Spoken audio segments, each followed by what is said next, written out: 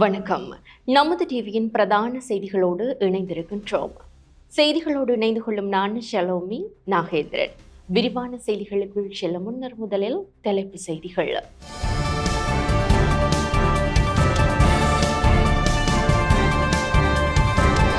உயிர்த்த ஞாயிறு தாக்குதல், ஜனாதிபதியின் அதிரடி அறிவிப்பு. நாளை நோன்பு பெருநாள். தாய்லாந்து நிலநடுக்கத்திற்கு கவலை தெரிவித்தார் வெளிவிவகார அமைச்சர். டிரான் அலஸ் சிஐடிக்கு அழைப்பு. கொழும்பு நகரை காடாக்கும் கிளீன் ஸ்ரீலங்கா திட்டம்.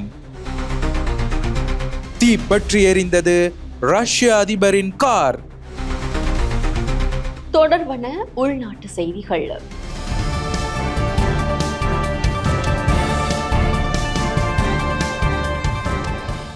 புனித ஷவ்வால் மாதத்திற்கான தலைப்பிறை தென்பட்டுள்ளதாக கொழும்பு பெரிய பள்ளிவாசலின் பிறை குழு அறிவித்துள்ளது. புனித ஷவ்வால் மாதத்திற்கான தலைப்பிறை பார்க்கும் மாநாடு இன்று மாலை கொழும்பு பெரிய பள்ளிவாசலில் இடம்பெற்றது. அதன்போது கொழும்பு பெரிய பள்ளிவாசலின் பிறை குழு இதனை உத்தியோகபூர்வமாக அறிவித்துள்ளது. அதற்கமைய இலங்கை வாழ் முஸ்லிம்கள் நாளைய தினம் புனித ரமலான் பண்டிகையை கொண்டாடுமாறு கொழும்பு பெரிய பள்ளிவாசலின் பிறை குழு தலைவர் அறிவித்துள்ளார். உயிர்த்த ஞாயிறு தாக்குதலுக்கு பொறுப்பானவர்கள் ஏப்ரல் 21 முன்னர் அம்பலப்படுத்தப்படுவார்கள் என ஜனாதிபதி அனுரகுமார திசாநாயக்க தெரிவித்துள்ளார். 2019 உயிர்த்த ஞாயிறு தாக்குதலுக்கு பொறுப்பானவர்களை ஏப்ரல் 21 முன்னர் வெளிப்படுத்த முயற்சிகள் நடைபெற்று வருவதாக ஜனாதிபதி அனுரகுமார திசாநாயக்க தெரிவித்தார். மாத்தளையில் இடம்பெற்ற மக்கள் சந்திப்பில் கலந்து கொண்டு உரையாற்றும் போதே அவர் இதனை கூறினார். அத்துடன் தாக்குதல்களுக்கு பின்னால் இருந்ததாக கூறப்படும் ஒரு குழுவை அம்பலப்படுத்துவதற்கு குற்றப்புலனாய்வு பிரிவின் அதிகாரிகள் தற்போது பணியாற்றி வருவதாகவும் ஜனாதிபதி குறிப்பிட்டார்.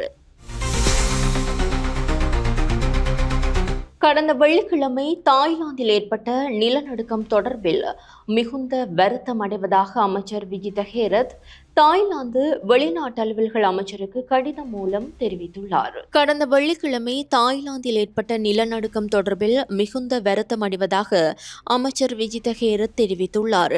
தாய்லாந்து வெளியுறவு அமைச்சருக்கு அனுப்பி வைத்துள்ள கடிதத்திலேயே அவர் இதனை குறிப்பிட்டுள்ளார். குறித்த கடிதத்தில் நிலநடுக்கத்தால் பல உயிரிழப்புகள் மற்றும் குறிப்பிடத்தக்க அழிவு ஏற்பட்டுள்ளது. உயிரிழந்தவர்களின் குடும்பங்களுக்கும் நிலநடுக்கத்தால் பாதிக்கப்பட்ட அனைவருக்கும் எங்கள் மனமார்ந்த இரங்கலை தெரிவித்துக் கொள்கிறோம். இந்த கடினமான நேரத்தில் இலங்கை தாய்லாந்து அரசாங்கத்துடனும் மக்களுடனும் துணை நிற்கிறது. உயிரிழப்புகளை சந்தித்த குடும்பங்களுக்கு இரங்கலை தெரிவித்துக் கொள்வதோடு காயமடைந்தவர்கள் விரைவாக குணமடைய பிரார்த்திக்கின்றோம் எனவும் குறித்த கடிதத்தில் தெரிவிக்கப்பட்டுள்ளது. எதிர்வரும் உள்ளூராட்சி மன்ற தேர்தலுக்கான உத்தியோகபூர்வ வாக்குச்சீட்டு விநியோகம் ஏப்ரல் 16 ஆரம்பிக்கப்பட உள்ளதாக தேர்தல்கள் ஆணைக்குழு அறிவித்துள்ளது. எதிர்வரும் உள்ளூராட்சி தேர்தலுக்கான அதிகாரப்பூர்வ வாக்குச்சீட்டு விநியோகம் ஏப்ரல் 16 ஆரம்பிக்கப்பட உள்ளதாக தேர்தல் ஆணைக்குழு தெரிவித்துள்ளது. ஏப்ரல் 20 மற்றும் 27 ஆகிய 2 ஞாயிற்றுக்கிழமைகளும் வாக்குச்சீட்டு விநியோகிப்பதற்கான சிறப்பு நாட்களாக நியமிக்கப்படும் எனவும் இந்த செயல்முறை ஏப்ரல் 29 வரை தொடரும் எனவும் ஆணைக்குழு குறிப்பிட்டுள்ளது. அதன்படி தேர்தல் ஆணைக்குழு அதிகாரப்பூர்வ வாக்குச்சீட்டுகளை விநியோகிக்க நோக்கங்களுக்காக ஏப்ரல் 16 தபால் திணைக்களத்திடம் ஒப்படைக்க உள்ளது. இதற்கிடையில் உள்ளூராட்சி தேர்தலுக்கான தபால் மூல வாக்குச்சீட்டுகள் ஏப்ரல் 7 தபால் நிலையங்களுக்கு வழங்கப்படும் என தேர்தல் ஆணைக்குழு கூறியுள்ளது. இந்த நடவடிக்கைகள் விசேட போலீஸ் பாதுகாப்பின் கீழ் மேற்கொள்ள திட்டமிடப்பட்டுள்ளது. வெலிகம துப்பாக்கிச்சூட்டு சம்பவம் தொடர்பாக வாக்குமூலம் பதிவு செய்வதற்காக முன்னாள் பொதுமக்கள் பாதுகாப்பு அமைச்சர் டிரான் அலஸ் குற்றப்புலனாய்வு திணைக்களத்திற்கு அழைக்கப்பட்டுள்ளார். 2023 ஆண்டு மாத்தறை வெலிகமவில் உள்ள ஹோட்டல் ஒன்றுக்கு அருகில் நடந்த துப்பாக்கிச்சூட்டு சம்பவத்தில் கொழும்பு குற்றத்தடுப்பு பிரிவைச் சேர்ந்த போலீஸ் சார்ஜென்ட் ஒருவர் உயிரிழந்தமை தொடர்பாக வாக்குமூலம் பதிவு செய்வதற்காக முன்னாள் பொதுமக்கள் பாதுகாப்பு அமைச்சர் டிரான் அலஸ் குற்றப்புலனாய்வு திணைக்களத்திற்கு அழைக்கப்பட்டுள்ளார்.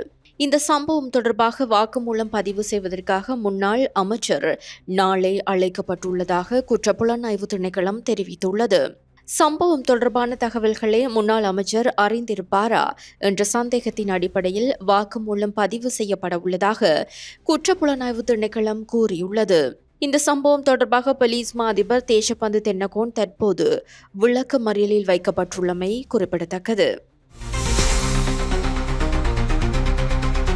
சாதாரண தர பரீட்சை விடைத்தாள் மதிப்பீட்டு பணிகள் ஏப்ரல் 1 ஆரம்பிக்கப்பட உள்ளதாக பரீட்சைகள் திணைக்களம் தெரிவிக்கின்றது.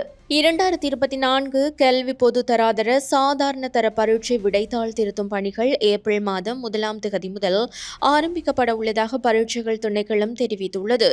1066 மத்திய நிலையங்களில் இந்த விடைத்தாள் மதிப்பீடு செய்யும் நடவடிக்கைகள் மேற்கொள்ளப்பட உள்ளதாக பரீட்சைகள் திணைக்களம் குறிப்பிட்டுள்ளது. ஏப்ரல் 1 முதல் ஏப்ரல் 10 வரை விடைத்தாள் மதிப்பீட்டு பணிகளின் முதற்கட்டம் ஆரம்பிக்கப்பட உள்ளது. மதிப்பீட்டு பணிகளில் நாடு முழுவதிலும் 16,000 ஆசிரியர்கள் ஈடுபடுத்தப்பட உள்ளதாக பரீட்சைகள் திணைக்களம் தெரிவித்துள்ளது. கிளீன் ஸ்ரீலங்கா வேலை திட்டத்தின் கீழ் நகர்ப்புற காடு வளர்ப்பு திட்டம் களனி பாலம் அருகில் ஆரம்பிக்கப்பட்டுள்ளது. கிளீன் ஸ்ரீலங்கா திட்டத்தின் கீழ் நகர்ப்புற காடு வளர்ப்பு திட்டத்தின் முதல் கட்டம் இன்று காலை பேலியகொடை களனி பாலத்திற்கு அருகில் ஆரம்பமாகியுள்ளது. ஜனாதிபதி செயலகத்தின் வழிகாட்டுதலின் கீழ் வீதி மேம்பாட்டு ஆணைக்குழு, நகர மேம்பாட்டு ஆணைக்குழு மற்றும் கொழும்பு மாநகர சபை, பொது மற்றும் தனியார் துறைகள் இந்த திட்டத்தில் இணைந்து செயலாற்றுகின்றன. அதன்படி பேலியகொடையில் உள்ள நவலோகா சுற்றுவட்டத்திற்கும் புதிய களனி பாலத்திற்கும் இடையில் உள்ள அரசாங்கத்திற்கு சொந்தமான நிலத்தில் மரங்கள் நடப்பட்டு அவ்விடத்தை கவர்ச்சிகரமான நகர்ப்புற வனப்பகுதியாக மாற்றும் நோக்கில் இந்த வேலை திட்டம் முன்னெடுக்கப்பட்டுள்ளது. இந்த தாவரங்களை பராமரிக்கும் பணி பாடசாலை மாணவர்கள், பல்கலைக்கழக மாணவர்கள் போன்ற பல்வேறு தரப்பினருக்கு ஒதுக்கப்பட்டுள்ளது. அதன்படி பேலியகொடையில் உள்ள களனி பாலத்திற்கு அருகில் நடப்பட்ட மரங்களை பாதுகாத்து பராமரிக்கும் பொறுப்பும் பேலியகொடையில் உள்ள தர்ம விஜய தம்ம பள்ளி மாணவர்களிடம் ஒப்படைக்கப்பட்டுள்ளது. மரம் வளரும் போது அதன் தற்போதைய நிலை மற்றும் பராமரிப்பாளர்கள் பற்றிய தகவல்கள் உட்பட அனைத்து தகவல்களையும் தொடர்ந்து புதுப்பிக்கும் ஒரு செயலி அறிமுகப்படுத்தப்பட உள்ளது. எதிர்காலத்தில் முட்டை ஒன்றின் விலை 50 ரூபாவாக அதிகரிக்கப்படும் என அகில இலங்கை முட்டை உற்பத்தியாளர்கள் சங்கம் எச்சரிக்கை விடுத்துள்ளது. வீழ்ச்சியடைந்து வரும் முட்டையின் விலையை கட்டுப்படுத்துவதற்கு அரசாங்கம் நடவடிக்கை எடுக்காவிட்டால் எதிர்காலத்தில் முட்டை ஒன்றின் விலை 50 ரூபாவாக அதிகரிக்கப்படும் என அகில இலங்கை முட்டை உற்பத்தியாளர்கள் சங்கம் எச்சரிக்கை விடுத்துள்ளது. சந்தையில் முட்டை விலை குறைந்துள்ளதன் காரணமாக முட்டை உற்பத்தியாளர்கள் கோழிகளை இறைச்சிக்காக விற்பனை செய்வதாக குறித்த சங்கத்தின் தலைவர் ஆண்டன் நிசாந்த அப்புகாமி தெரிவித்தார். கடந்த காலங்களில் 60 ரூபாவிற்கு மேல் விற்பனை செய்யப்பட்ட முட்டை தற்போது 25 முதல் 30 ரூபாய் வரை விற்பனை செய்யப்படுகின்றது.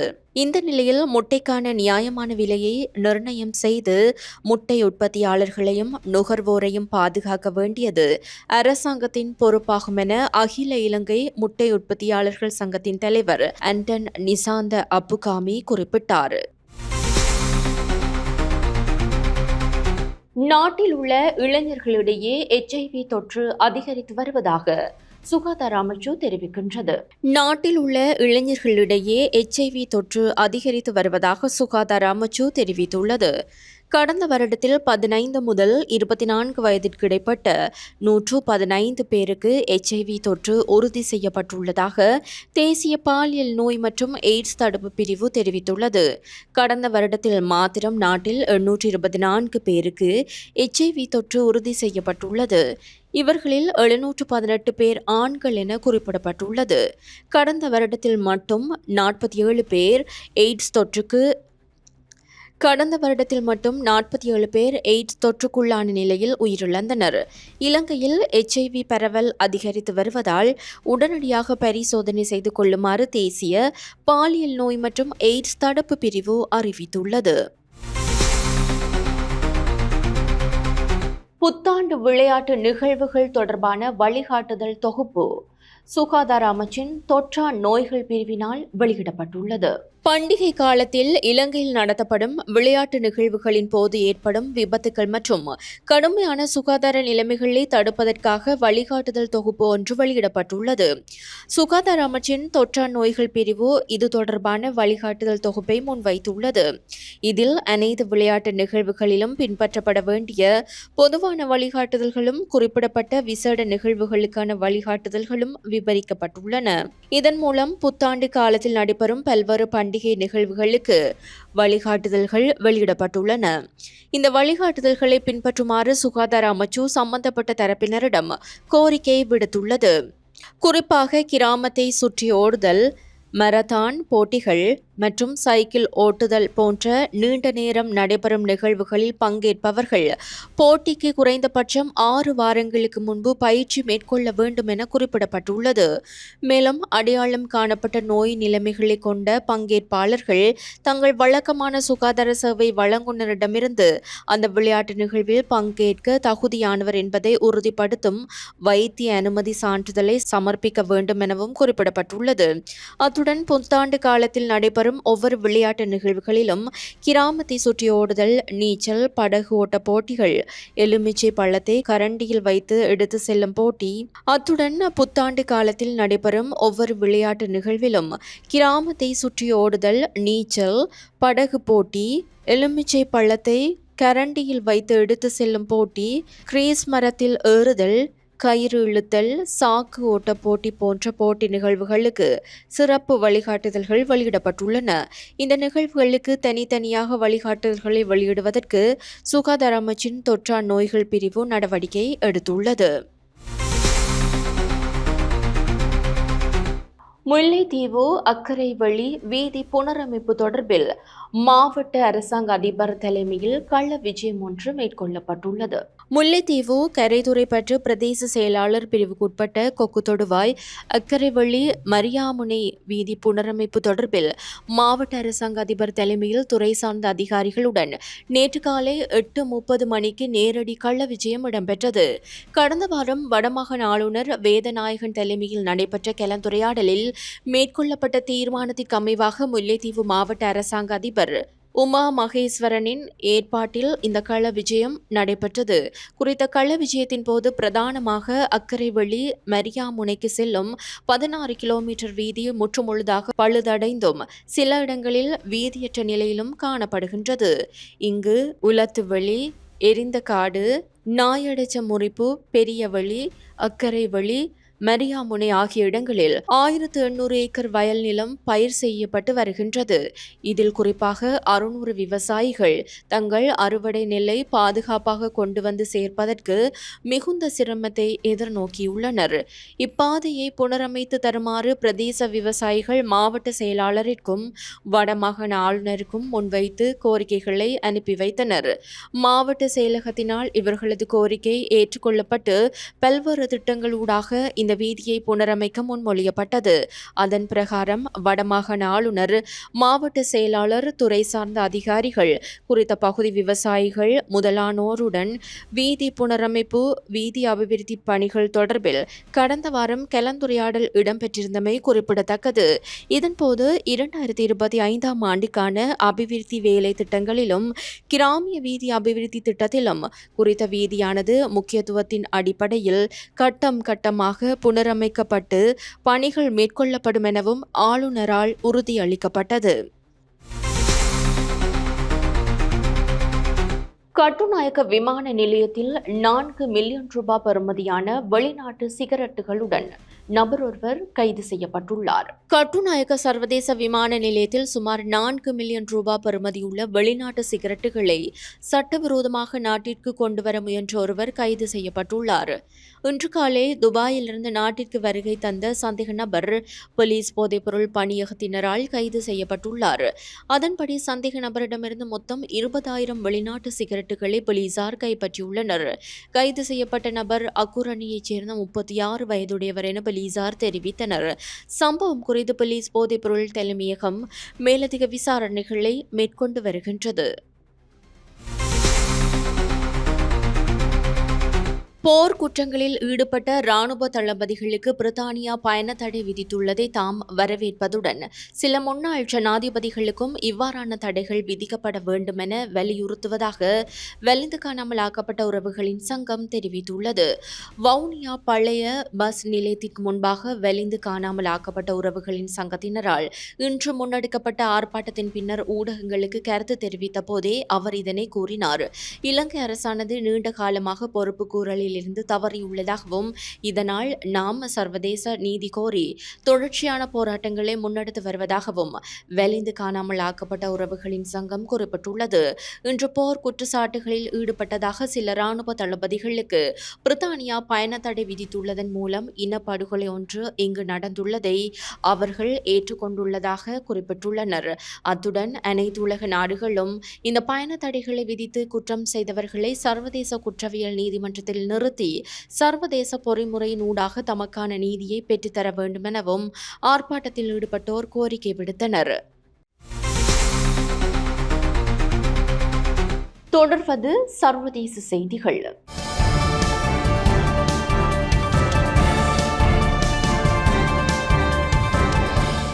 ரஷ்ய ஜனாதிபதி விளாடிமிர் புட்டினின் வாகனங்களில் ஒன்றான அதிசொகுசு கார் ஒன்று தீப்பிடித்து எரிந்த சம்பவம் பரபரப்பை ஏற்படுத்தியுள்ளது.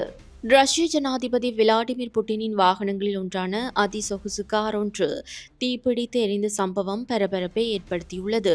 இந்த சம்பவம் மாஸ்கோவில் உள்ள உளவுத்துறை தலைமையகமான FSB அருகே நடைபெற்றுள்ளது. குறித்த கார் தீப்பிடித்து எரிந்ததை அடுத்து அந்த சம்பவம் ஜனாதிபதி புட்டினை குறிவைத்து நடத்தப்பட்ட தாக்குதலாக இருக்கலாம் என சர்வதேச ஊடகங்கள் செய்தி வெளியிட்டுள்ளன. இது தொடர்பாக சமூக வலைதளங்களில் வைரலான காணொளிகளில் கார் தீப்பிடித்து எரிவதும் அங்கிருந்தவர்கள் தீயை கட்டுப்படுத்தும் முயற்சிகளில் ஈடுபடும் காட்சிகளும் பதிவாகியுள்ளன. இந்த சம்பவத்தில் காரின் பெரும்பாலான பகுதி சேதமடைந்துள்ளதுடன் குறித்த காரில் யார் யார் பயணித்தார்கள் என்பது தொடர்பான எந்த ஒரு தகவலும் வெளியாகவில்லை. இஸ்ரேலுடனான போரை தற்காலிகமாக நிறுத்துவதற்கு ஹமாஸ் அமைப்பினர் ஒப்புதல் தெரிவித்துள்ளனர். இஸ்ரேலுடனான போரை தற்காலிகமாக நிறுத்துவதற்கு ஹமாஸ் அமைப்பு ஒப்புதல் தெரிவித்துள்ளது. மேலும் 5 பணைய கைதிகளை விடுவிக்கவும் ஹமாஸ் அமைப்பு தெரிவித்துள்ளது. இதற்கமைய இம்முறை சரியாக 50 நாட்களுக்கு போர் நிறுத்தம் அமுலில் இருக்கும் என தெரிவிக்கப்படுகின்றது. ரமலான் பண்டிகையின் முடிவை குறிக்கும் ஈத் நிகழ்வு சனிக்கிழமை இரவு தொடங்கி எதிர்வரும் புதன்கிழமை முடிவடைகின்றது. இந்த நிலையில் ஹமாஸ் அமைப்பின் தலைவர் கலீல் அல்-ஹயா இஸ்ரேலுடனான போரை தற்காலிகமாக நிறுத்துவதற்கு ஒப்புதல் தெரிவிப்பதாக தொலைக்காட்சி நிகழ்ச்சியின் போது தெரிவித்துள்ளார். ஹமாஸ் அமைப்பு ஆரம்ப போர் நிறுத்த ஒப்பந்தத்தின் விதிமுறைகளை முழுமையாக கடைபிடித்துள்ளது என்றும் இஸ்ரேல் இந்த திட்டத்தை தடுக்காது என்று நம்பிக்கை தெரிவிப்பதாகவும் அல்-ஹயா கூறியுள்ளார். இதேவேளை எகிப்து அறிவித்த போர் நிறுத்த ஒப்பந்தத்திற்கு இஸ்ரேல் ஒரு எதிர் திட்டத்தை சமர்ப்பித்துள்ளதாக இஸ்ரேலிய பிரதமர் அலுவலகம் உறுதிப்படுத்தியுள்ளது. தொடர்வது விளையாட்டுச் செய்தி.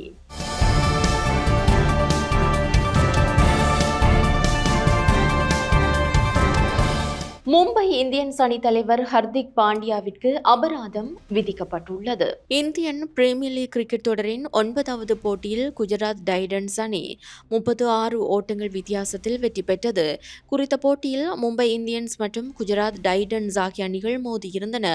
போட்டியின் நாணய சுழற்சியில் வெற்றி பெற்ற மும்பை இந்தியன்ஸ் அணி முதலில் களத்தடுப்பில் ஈடுபட தீர்மானித்தது. இதன்படி முதலில் துடுப்படுத்தாடிய குஜராத் டைட்டன்ஸ் அணி 20 ஓவர்கள் நிறைவில் 8 விக்கெட்டுகளை இழந்து 196 ஓட்டங்களை பெற்றது. 197 என்ற வெற்றி இலக்கை நோக்கி துடுப்படுத்தாடிய மும்பை இந்தியன்ஸ் அணி 20 ஓவர்கள் நிறைவில் 6 விக்கெட்டுகளை இழந்து 160 ஓட்டங்களை மாத்திரம் பெற்று தோல்வியை தழுவியது. இந்த நிலையில் குறித்த போட்டியின் போது பந்து வீசுவதற்கு அதிக நேரம் எடுத்துக்கொண்டதால் மும்பை இந்தியன்ஸ் அணி தலைவர் ஹர்திக் பாண்டியாவிற்கு அபராதம் விதிக்கப்பட்டுள்ளது.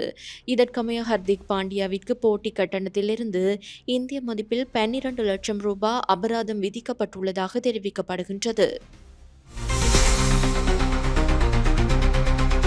நமது டிவியின் பிரதான செய்திகள் இத்துடன் நிறைவு பெறுகின்றன. எமது அடுத்த பிரதான செய்திகளை நாளை எதிர்பாருங்கள்.